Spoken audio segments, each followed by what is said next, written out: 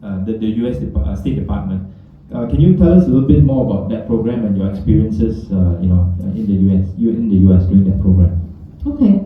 Morning, everybody. So that goes back to the variety of exchange programs there are. I decided to apply for the program in 2016, and it was for personal reasons. Really, it was just I don't know if any of the women here can relate to this, or even for our female students. I was mid-career, and I was married. I had kids who were about 10 years old, and I was just tired. So it was more of a midlife crisis. So, I thought, no, I need to sort of give back to myself. I need to focus back on myself. And I was going through the list of exchange programs that there were available, because we have to look at what's doable, the duration. There are a variety of things, and what really would help me in my professional growth. And that's why I chose the SUSI program, which was for academics. So it was a 2.5-month program, and it started, and I was a visiting fellow with NYU. So I was in the center of it, with the vibrancy. So, doing research, meeting with the faculty, meeting students, speaking, and it was almost covered half of US through the program. From Harvard, we were in Boston, right down to Arizona, to New Mexico, did some work with the Vietnamese community, did some work with the Native American communities, just to really understand the whole, the issues that surround them, the globalization, the impact, how education is spread in that way. Because there's a whole range of people that we are dealing with, migrant communities, indigenous groups.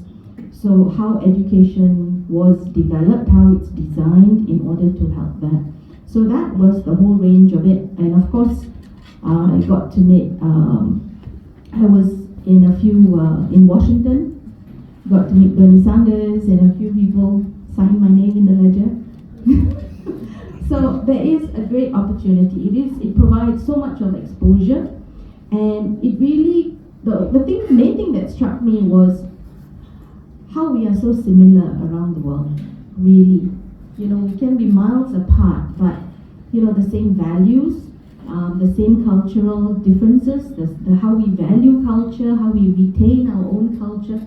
It really debunks the myth of America being the melting pot, because nobody really melts. Everybody, they are one community, just like Malaysia, but we have our differences, and we cherish that, and that's what we bring to the table, really, to make us wholesome. So that was my experience of it. So I grew definitely, and brought back a lot of these practices, and we implemented a lot of things, even from module level, the types of courses we wanted to offer, and so that's how it benefited. Prema, how's your engagements or interactions with the other SUSI fellows? Because they would have been people from other countries as well. Yeah, I think there were 15 of us. We still have a WhatsApp group. It's called Mayas. It is amazing that the connections that you build, because you are really stuck with these people for 8 weeks, 9 weeks, or 10 weeks, and you grow a real bond. And we were all sort of at the same level as well, academically, professionally, and in stages of our lives. So it was very interesting. And you are really, what Curtis was saying about being, it's educational diplomacy, really.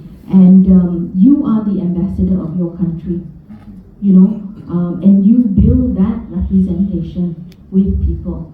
And now, they have such a good impression of Malaysia, of tailors. So it's not just you as an academic and your standing, or person, but it's also the institution, the organization you belong to, the country you come from. All that is what you are representing. So it is a very, a very important thing, because you want to have that impression, and that's what builds bonds. And through these friendships from around the world, we actually got together during the pandemic. and with the embassy, and I'm not Macy, but with the embassy, we actually did a webinar on best practices around the world, and it was an amazing webinar with about, I think, 400, 500 participants, because we had speakers from, all of us who were in the program from China. I moderated. There was from Indonesia, from Spain, from Athens, from Greece, from the US. Who else? There were about 8 speakers, from each continent in the world. So it was such an amazing thing, and how the pandemic sort of leveled everybody. Everybody was going through, no matter which country you were from in the world. Education was being hammered. So we were all sort of grasping to, and that's where we all came together. So it builds these bonds, and we continue to do things like that, even applying for the grants and all of that. So there's a lot of opportunity. Going on the exchange is just the first step.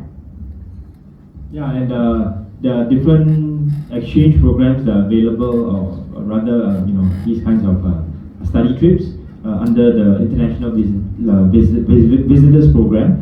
And more details can be found at the US State Department, and probably even the US Embassy's website here in Malaysia.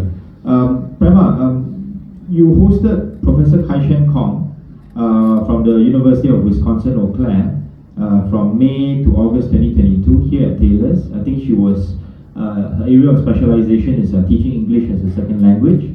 I also recently connected with her on LinkedIn. What can you tell us about this hosting engagement, and how did it come about, and how was your experience in terms of hosting Professor Kong? Okay, so I think it began with the great relationship that Taylor's has through the ADP program with the School of Liberal Arts and Sciences. Wisconsin, Eau Claire is a big partner of ours, so I don't know if any ADP students here going to Wisconsin. So what happened was, she actually approached us for the Fulbright program. So there is a lot of documentation, of course, that we needed and she needed in order to do the application and invitation letters, things like that. So that's how she reached us, because she contacted her office and they said, oh, if you want to go to Malaysia, Taylor's is a good place. So that's how the relationship began. So a lot of these things start way beyond the application, because you want to go to somewhere that has a good reputation, that knows what they're doing, that has experience in this, and where you can get the best experience as well. So that's how she approached us. And so we did all of that, and we came up with a plan for what, leveraging on her skills, like you said, what are you going to leave here? So we engaged her with some teaching. She did some talks. She did some for the transition to America for the students, what to expect. She did some briefings, and also she taught classes, and we also did a research paper during that time. But besides the academic aspect, we also wanted to show her and really, let her feel, because any exchange program is really an immersive program. You can send emails 20 times a day to people around the world, but really living and breathing, smelling Malaysian air is totally different. And eating the food. Right? So, that's part of being a host duty as well. You want to show them what is possible. So we planned some trips for her as well to see a bit of the country. I think she to Malacca, and then of course Batu Caves and all of that here. And then of course we also spent some time to go out for dinner. Roti canai, kaya was her favorite. I remember packing some kaya for her. So that's how we planned it. But there's also, of course, the governance issues like visa and all of that. So that was a bit complicated because we hadn't done it since before the pandemic. So we ourselves weren't sure, but the embassy and Macy and all that was very helpful and said, okay, we'll do this, you have to do this, we do this. So it was very clear. Would you consider hosting another Fulbright perhaps in the School of Media and Communications in the future, if let's say those requests come in? Definitely, definitely. Even for student exchange, we've had before from Minnesota. We had 2 students who came in for their internship earlier, before 2016. I think this was 2014. And they came in and they were a great help as well with the university placement office, I think. And we will definitely have, because education now is transnational, right? Transnational is how you grow, how you share, how you experience things and leverage on each other's strengths.